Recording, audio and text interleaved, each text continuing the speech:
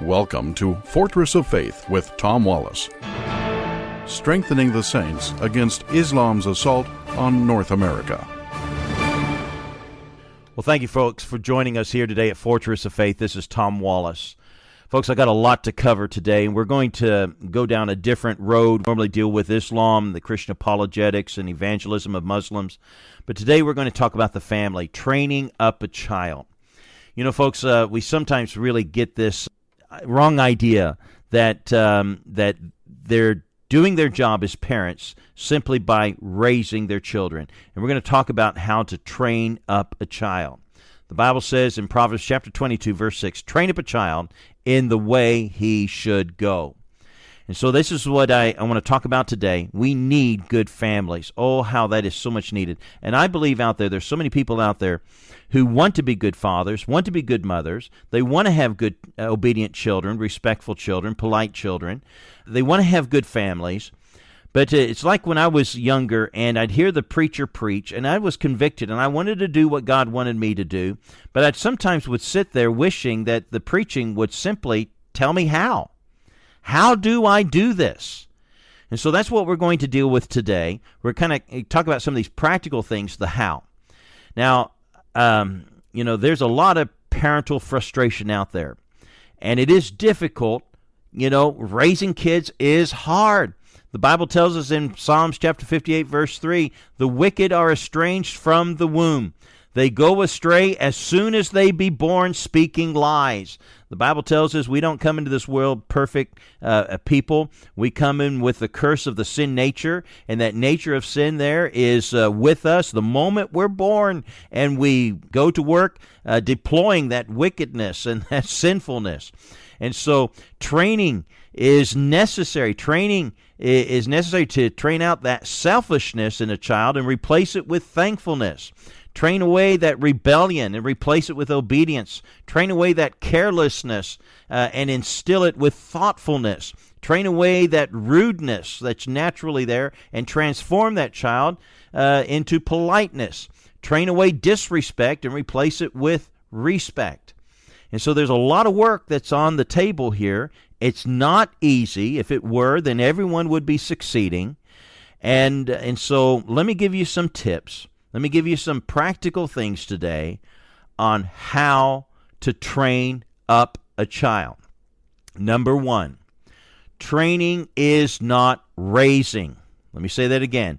Training is not raising. You can feed the child, clothe the child, send them to school, teach them the basics of life and educate them in these in the things of the world and keep them alive and healthy, but that is not training. Imagine an athlete with his coach.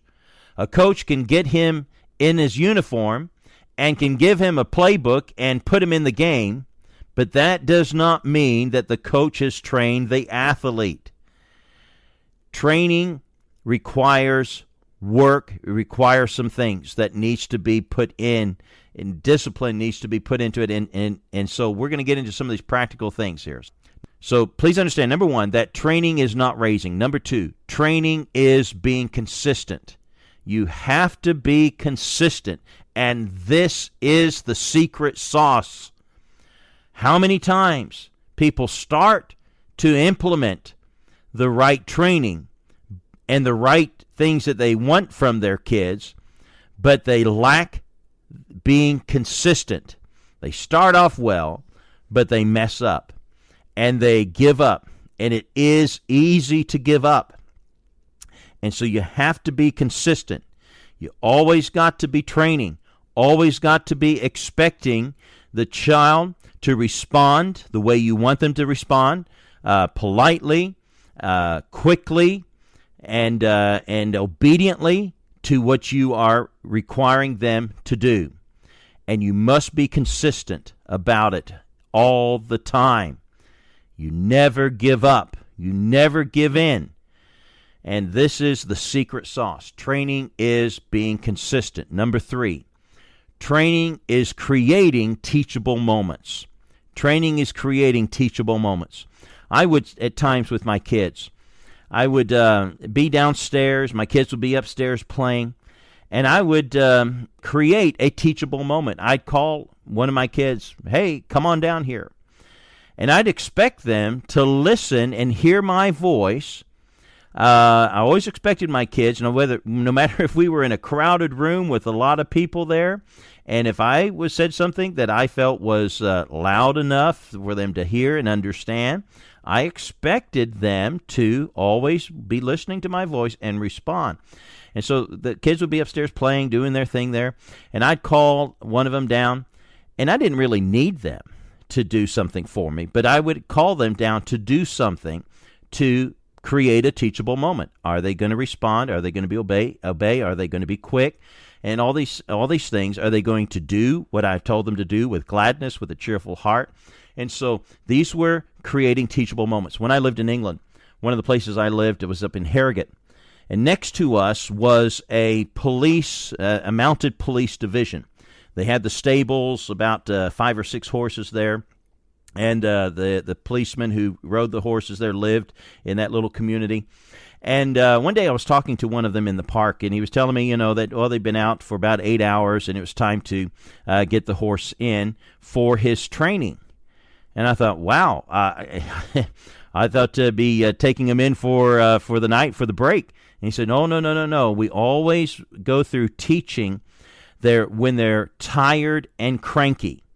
And that's when we want to work with them, because if we can get them to respond correctly to the situations that we put in front of them, especially when they're tired and cranky, then when they're fresh and alert and everything else first thing in the morning, and they're in a crowded situation around other people and so on there, then we know that they're going to respond well then, because they responded for us when they were tired and cranky.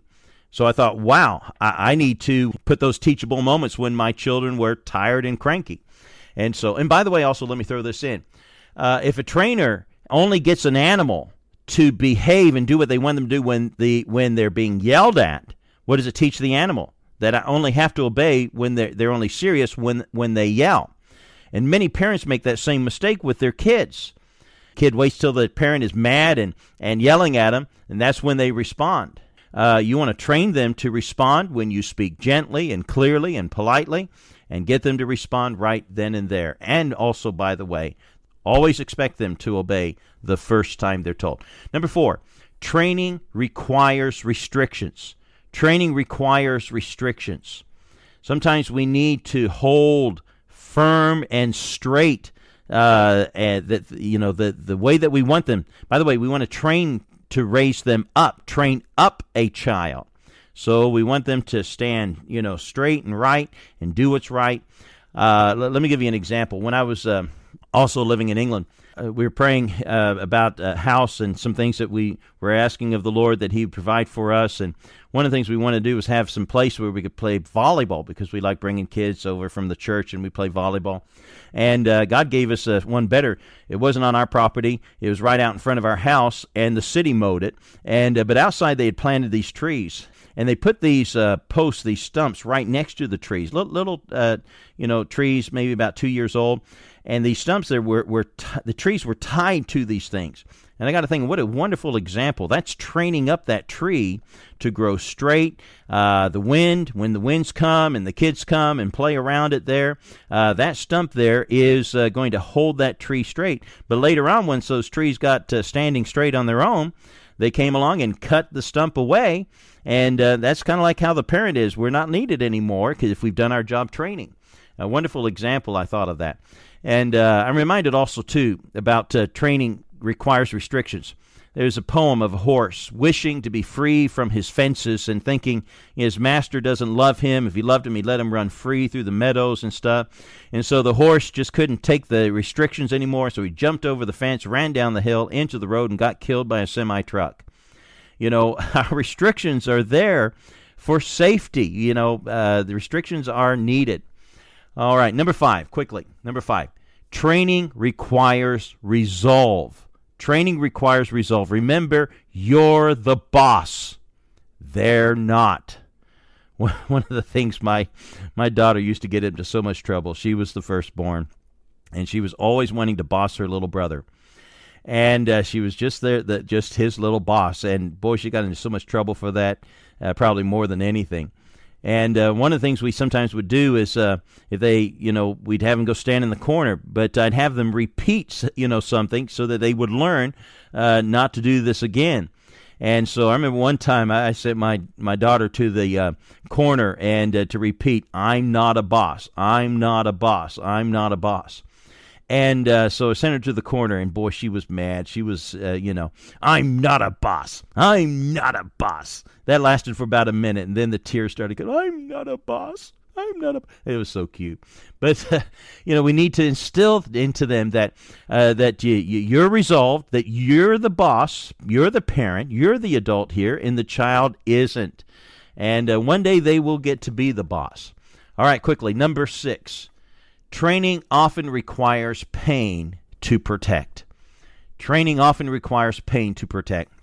The Bible says, Proverbs 22:15, "Foolishness is bound in the heart of a child, but the rod of correction shall drive it far from him." Proverbs 13:24, "He that spareth the rod hateth his son, but he that loveth him chasteneth him betimes." A doctor, sometimes in order to clean a wound or to bring healing to the body, has to stick that needle into the tender wound to provide a tetanus injection, a shot there, to fight against infection. And even though he knows that what's going to hurt he's doing that for the good of the child. So sometimes pain is necessary for their protection.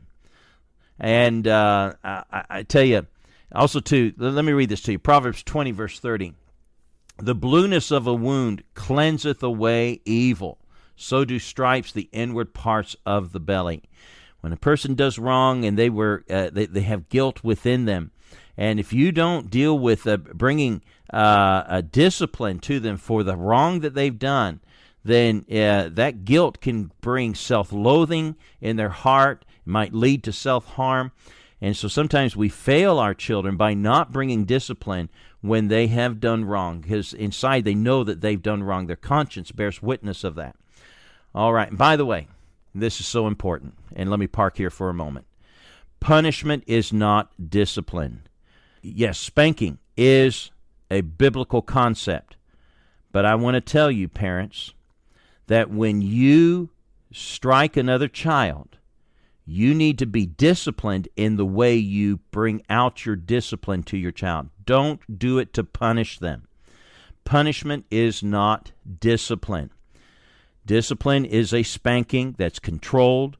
They understand what they've done wrong, and they're loved after the moment that they have been disciplined and brought back to fellowship with you. But sometimes parents, you've got to watch yourself, because we get angry and we can't punish them when we're angry. We have to be disciplined ourselves. Well, we're out of time. Let me close. Let me remind you, let me review. Training is not raising. Training is being consistent. Training is creating teachable moments. That's important. Training requires restrictions. Training requires resolve. And training often requires pain to protect. God bless you. God bless your families. May we raise them in the admonition of the Lord, and may God bless you.